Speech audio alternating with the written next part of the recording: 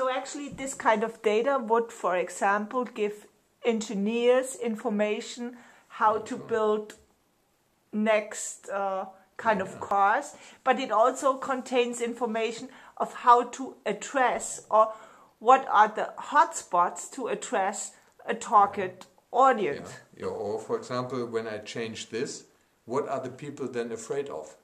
What is their pessimism? When I change this, what is going on? For example, when I would do things like this for the social system of a country, what would the people be afraid of when I enhance the social insurance system? If you look at US, when the people are just changing the health system and all the conservative people are coming up with their anxiety.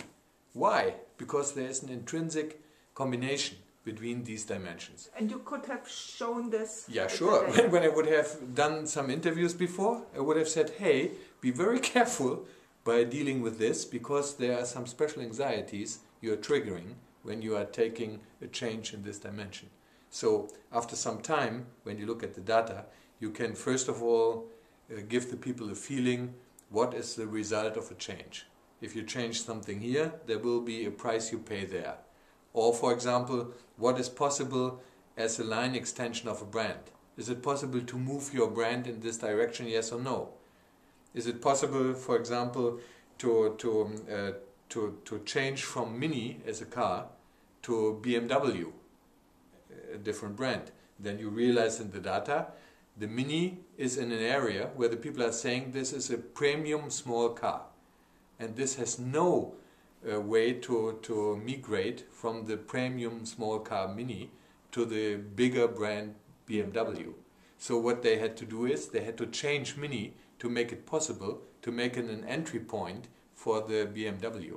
So you can deal with the data in the way of understanding the culture and using the possible pathways in the culture to change things or to make it stronger or whatever you want. So in the end, it's just a way to get in highly qualitative data, to understand the cultural pattern and give the decision-making people the possibility to behave in a more rational way by understanding the pattern.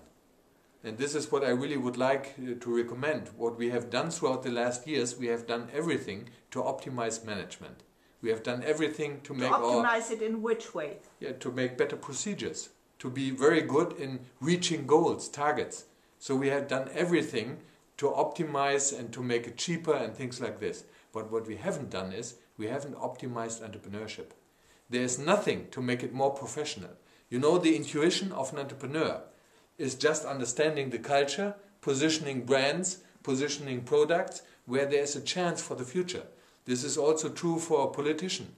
He has to understand the culture, he has to find out where are the real good topics with high emotional resonance, where people are ready to move something. So we have always to understand in a professional way what's going on in the world outside when you want to be an entrepreneur, when you want to be a politician. So what have we done?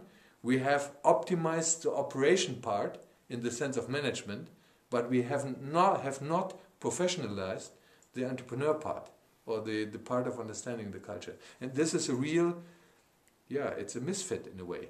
You have on the one part, you are very well trained, you are good in optimizing, you get the best out of the system, you make it as cheap as possible, but you are not able to really find out what a good innovation is all about, where you get the whole resonance of the system, where you get the most of backward wind in your when you're sailing. So to understand these cultural systems is extremely necessary to take really future decisions, to be someone anticipating where to go to. So it's a totally form of different questions you can answer.